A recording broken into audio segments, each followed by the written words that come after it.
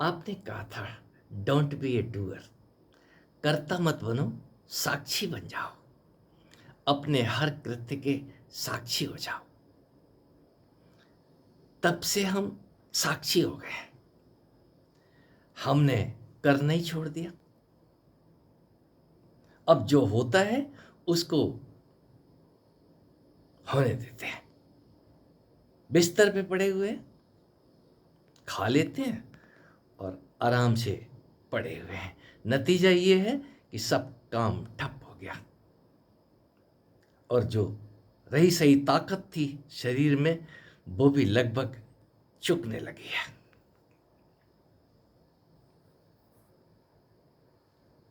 मेरी नहीं,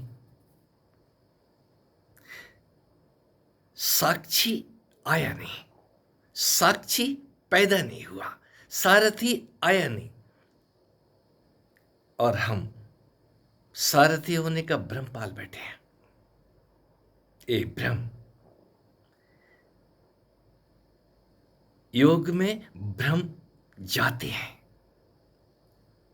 और जब वो जाते हैं तो जाते जाते कुछ भ्रम छोड़ जाते हैं। हमारी बुद्धि कुछ का कुछ समझाने लगती है। मित्रों, शब्दों में बहुत कुछ है। यदि किसी ने कुछ कह दिया है, कुछ दे दिया है, कुछ समझा दिया है, तो इतना आसान मत समझ लो। ये साइंस की प्रयोगशाला नहीं है।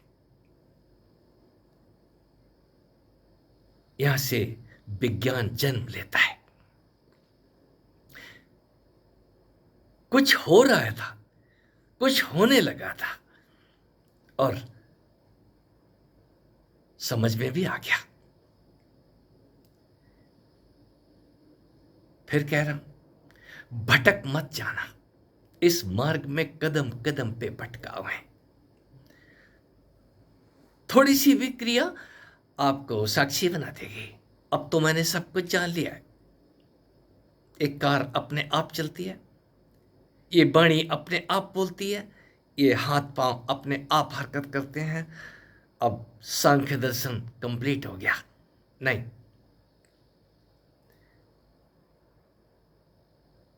जन्म जन्म का, यहां जन्म जन्म का साथ है आपका और आपके साक्षी बनेगा। आप अपने आप को ज्यों ही अलग करते हैं त्यों ही एक तीसरी चीज भी अलग हो जाती है। आप आनंद तो लेने लग गए हैं उस साक्षी बने का, लेकिन कर्म कौन करेगा? बैलेंस बिगड़ सकता है और बिगड़ जाता है। हे अर्जुन, तू साक्षी हो जा। कब? गीता सुनकर के साक्षी होने वाले, किसी मास्टर की वाणी को सुनकर के साक्षी होने वाले नहीं। गीता के अंत में कुछ और भी कहा है, संत ने भी अंत में कुछ और भी कहा है। अपने बुद्धि और विवेक की तलवार को उठा के रख, जहां जरूरत है वैसा पार कर। और अंत वाली बात है तो मैं भी कहता हूं, मैंने जो कुछ भी कहा है तू भूल जा।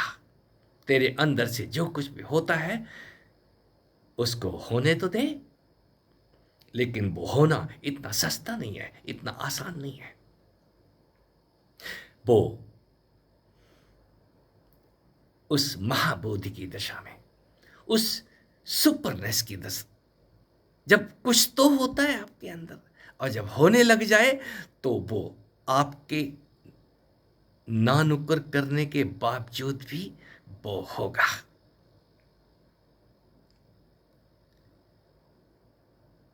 आपने बिल्कुल ही हथियार डाल दिए।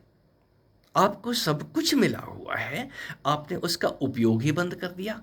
ये उपयोग बंद कर देना अच्छी बात तो नहीं है। आपको सारे अस्त्र दिए गए हैं, आप युद्ध बंद क्यों कर रहे हैं? ध्यान युद्ध है। इस ध्यान से सारे काम करो, उठो, अपने गंडीव को उठाओ, अपने तर्कस को उठाओ और युद्ध भूमि की तरफ प्रयाण करो। याद रखो, जिस सारथी की मैं बात करता हूं वो मास्टर समय आने पे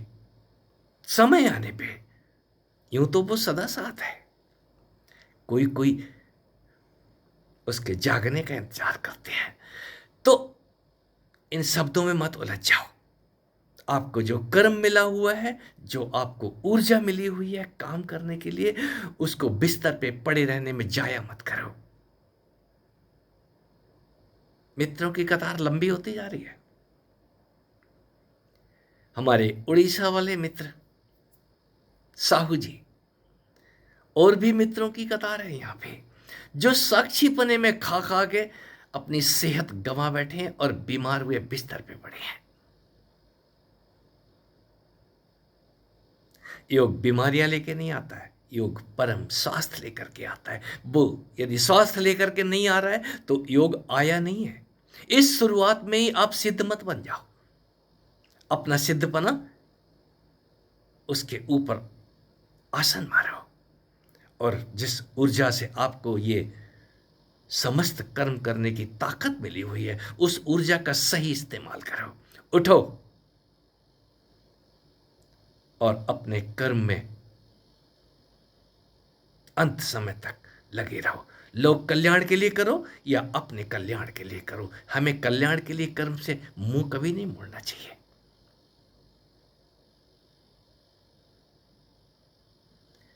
अर्जुन ने तो कभी गांडीव नीचे रखा ही नहीं, अंत समय तक गांडीव को उठाए रखा है।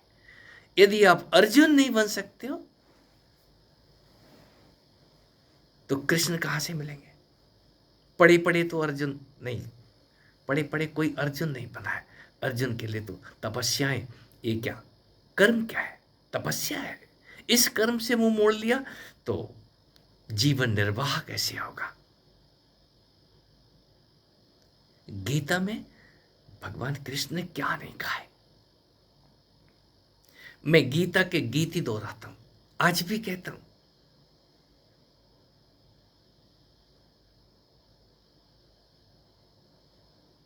मेरी बीमारी पे न जाओ, मैं इस बीमारी से अनंत बार उठाऊं और बार बार उठूंगा, इसीलिए मुंह खोलता हूं। गलत का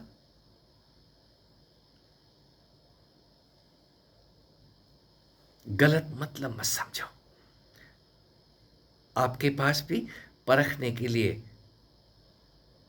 सब कुछ है। अकल का इस्तेमाल करो, बुद्धि का इस्तेमाल करो, ये अस्त्र है।